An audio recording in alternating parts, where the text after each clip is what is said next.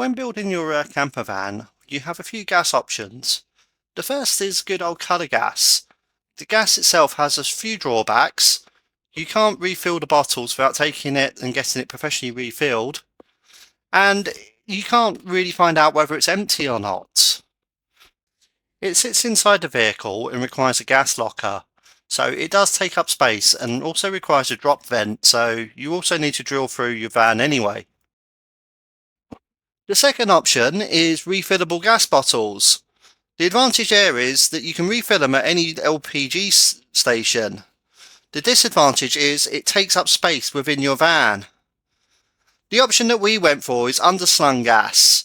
The underslung sits underneath the van, so you don't need a dropout vent and a gas locker cupboard. You can fit it up at an LPG station, however, fitting it means fitting it underneath the van, which is slightly more tricky. But as a DIY person, we managed to do it with ease. The system itself is very simple. You have a fill point, which goes into the tank via a cable, and then an outlet, which goes into the gas regulator. The gas regulator takes a high pressure gas and turns it into low pressure. This goes into the van and then connects to the isolator valve. The isolator valve then goes off onto your appliances. It is that simple. So I opened the box and was very confused. So we went on to their website. They got 22 pages worth of instructions on how to install it. It's all quite big. It's got pictures. So it sounds scary, but it's not so bad. So it sounds like the first thing we do is install this.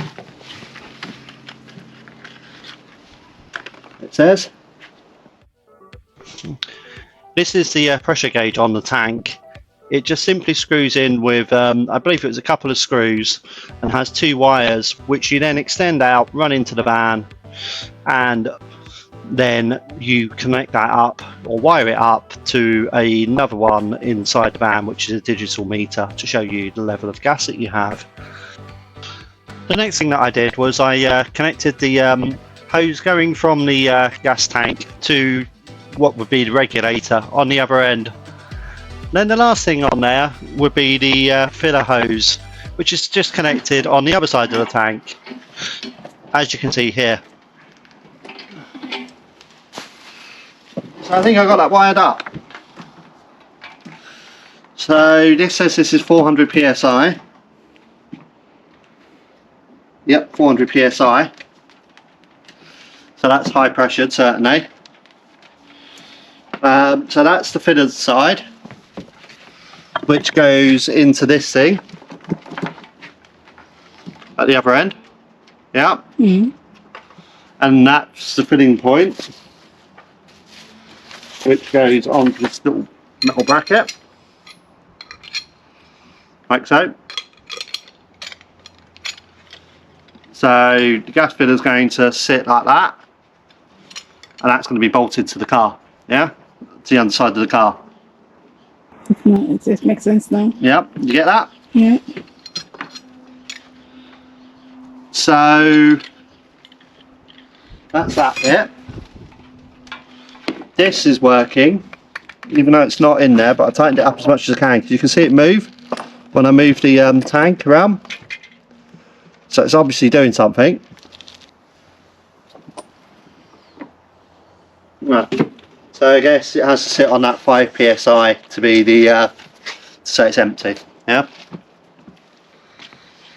So when it says that you need to angle it at 30 degrees, you angle it until you get it to there. That would be your indication of it being about 30 degrees, I guess.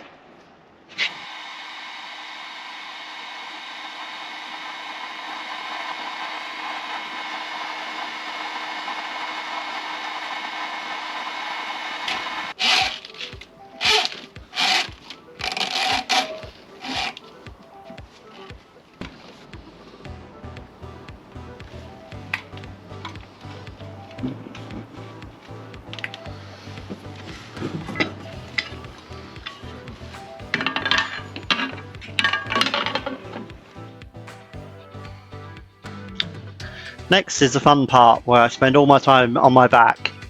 They're not in bed, but under the van. This is where the real fun starts.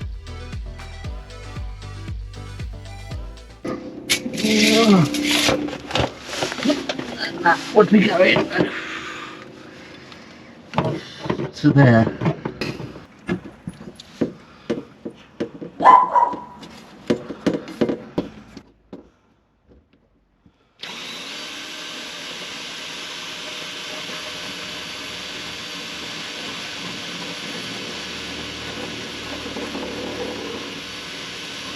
We've just been under the van and we've drilled a couple of pilot holes, and now what I'm doing is we need to take out the material left over above, which is what this hole saw's for.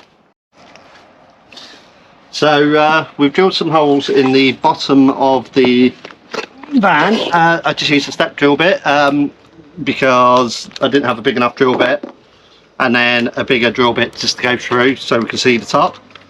And now what the next task is, we need to take out all that top material. So we need to be very careful not to go through the metal here. There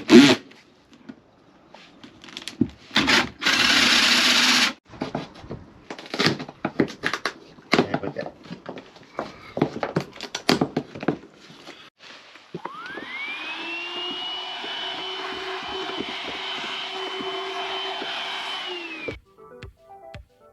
There seems to be two designs of the mounting system. The one that we have here, which goes through the floor, and there's another one that goes through the side beams. We opted for this one because I thought it'd be easier to access, to be able to drill through the floor rather than having to drill into the side, because I always find that to be very hard.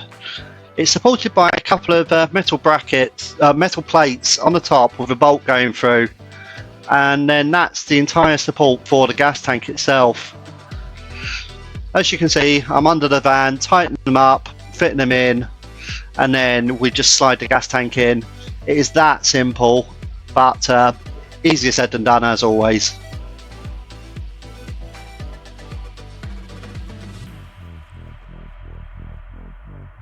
For a Peugeot Boxer on a drop curb, we just simply use the levelling ramps that you'd use for levelling the vehicle when you park in a campervan site.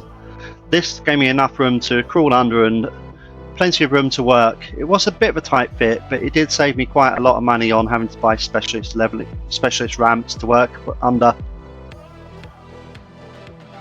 With the tank secured, then all we needed to do was connect the fitting hose to the fitting bracket, connect that to the side of the van, as you can see I'm doing here, and then the other end just goes into the regulator and into the van.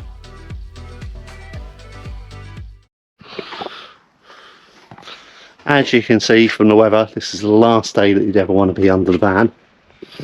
But we're cracking on because we've got bad weather forecast for a long time.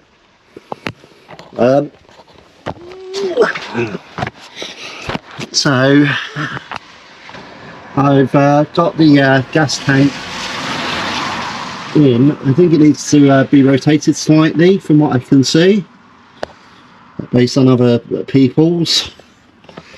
And that's now cable tied into there. I'm going to put a heat shield on there soon. So all I need to do now is rotate that tank a bit and we should be good to go. It's similar to other people's, so should be good.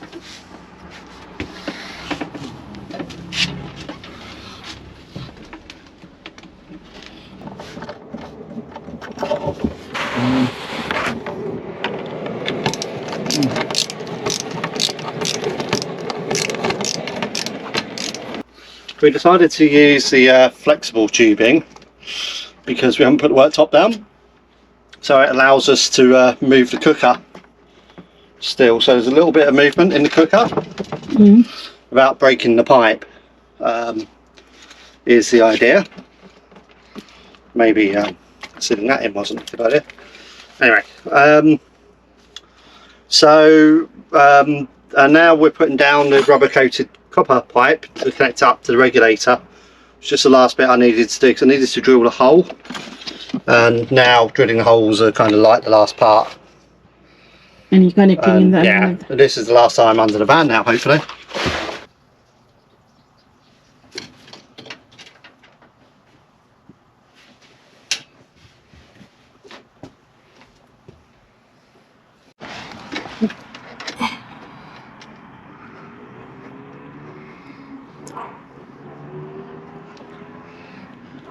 That's it. So all we're doing is we're connecting this side of the regulator, which runs along and up and into there.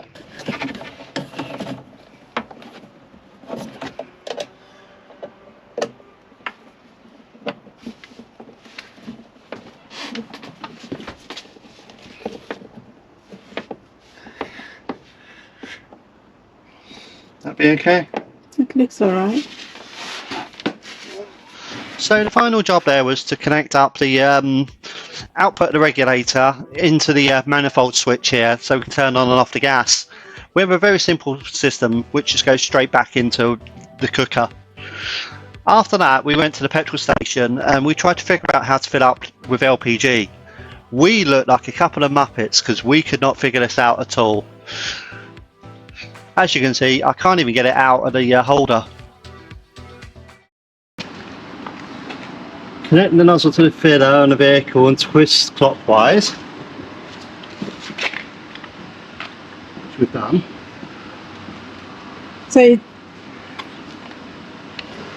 Yep.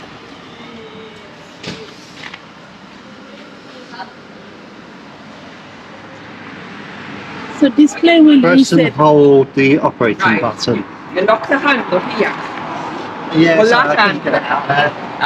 Pull the handle there and lock it, and then you keep your finger on. Yeah, I think Right. that's on. No, you got to. Press that back. You couldn't tell And this is then- the first time I've used this, could you? And then keep your finger at all time on there. Right. Right, so I go in and put it on. The good news is, after we filled up, it didn't explode. Not that I was expecting that. So the next thing we did was we went across each of the connections with gas checking liquid. It's essentially like a foamy liquid that bubbles up when you have a bad connection. We did find one in the back of the cooker, as you can see here. So, as you can see there, we have a bubbly gas pipe. Don't know if you can see that. It's leak detector spray. A little bit old because we bought it for the kitchen. Now. So what you do is you spray it on, and then you'll see little bubbles coming out, which means the gas is escaping. Right. We have gas.